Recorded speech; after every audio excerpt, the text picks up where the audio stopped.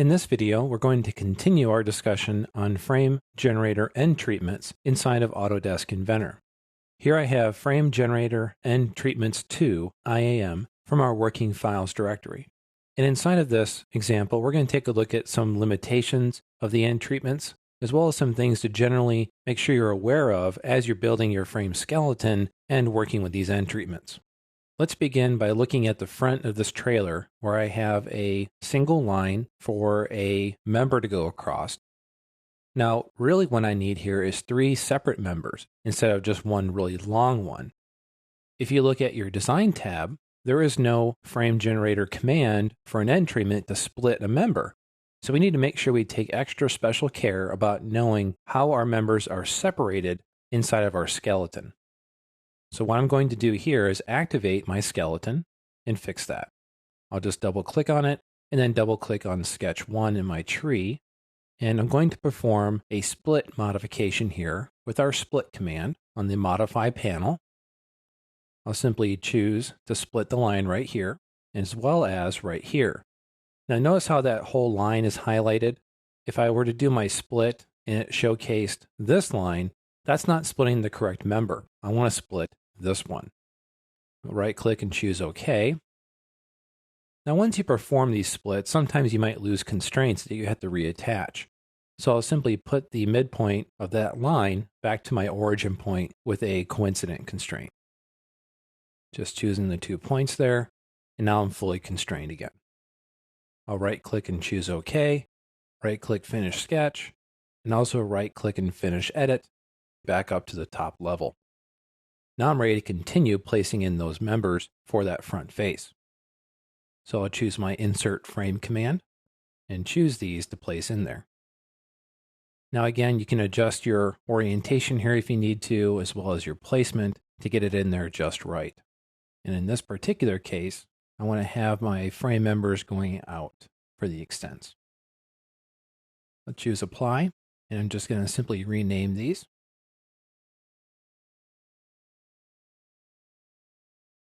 Now, the reason why I created one member is because I had the merge option selected.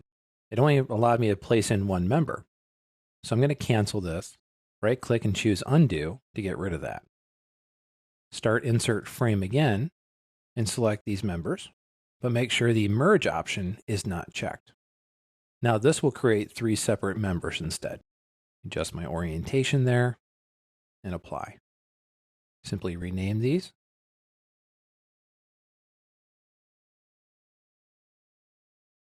This is a subdirectory in your working files. Choose OK. And there's my members. I'm going to cancel this. And the next thing we want to take a look at is working with our miters. Here I have a miter that's not 45 degrees. And if I apply the miter to this on both of these members, you can see they do go to a sharp point there. They are extending the material to make that a miter. As mentioned before, you don't have to necessarily be at a 90-degree angle for this to work. So that works out rather well. Cancel that dialog and zoom out. Next, we'll look at this end of that C shape as well. You can see that it's currently going into my tube steel on the end there. So in this case, I'll do the trim to frame. We'll try this one first. I'll choose OK there. Trim that frame the opposite way. I don't want that, so I'm going to choose Undo. How about we try that again, but the opposite selections? Still the same scenario. So instead of trim to frame, we'll use trim extend. Here I'll select the C-shaped channel for the blue member. And for my yellow selection, I'll right click and choose continue and choose this interior face. I'll apply that. And now it's trimmed to the inside face there. I'll do the same thing to the other side. There we go. Now, if I want to adjust these members that go through here, you can see I might need to notch these members. Cancel that dialog and start the notch command. Here I'll choose the blue member for the notching to notch into the C channel, which would be the C shape and the yellow preview there. I'll choose OK, and that creates a perfect notch of that material. And I'm going to need to repeat that for multiple edges going all the way back through these C shapes. So again, I'll choose the blue member to this one. There is no notch profile associated with this member, so I'll go ahead and apply that. Do the same thing to this one, and the same to this one. Also on the other side.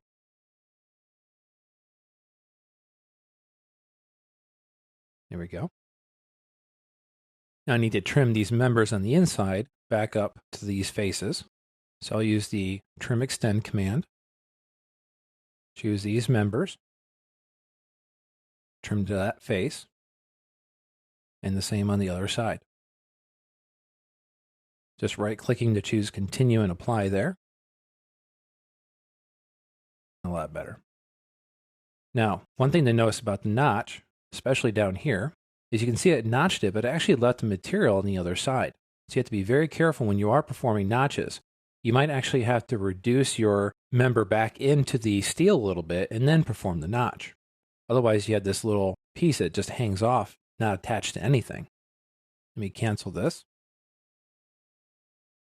That also happened here. And it doesn't look like it happened up here. So it looks like I got lucky there with the angle.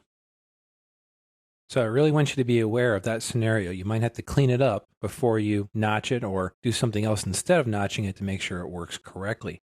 You might have to shorten the member. You might have to readjust your skeleton so things work better in this sort of scenario where you have that interaction. Next, we'll look at the back end of this trailer, where I have a tube steel going through these curved members, which are also frame generated. And I would like to do a trim extend on these. However, the trim extend, when you try to apply it to a curved member, does not work. Here I was able to select something, but what it's actually selecting is the bottom face. It's not allowing me to select the outside curvature. So the trim extend to face does not work. Well, how about the trim to frame? Let's try that one. So if we choose this member and this member to trim up and apply it, it actually removes 1/2 of the curvature to move it back into alignment with this one. Obviously not what I want either. So I'm going to hit undo. And in this scenario, I really just need to shorten it. So I'll choose my lengthen shorten command, shorten on both ends. And I've already predefined that to be -3 inches. So when I select this member and OK it, it will shrink the member up so it doesn't interact and overlap with those curved members.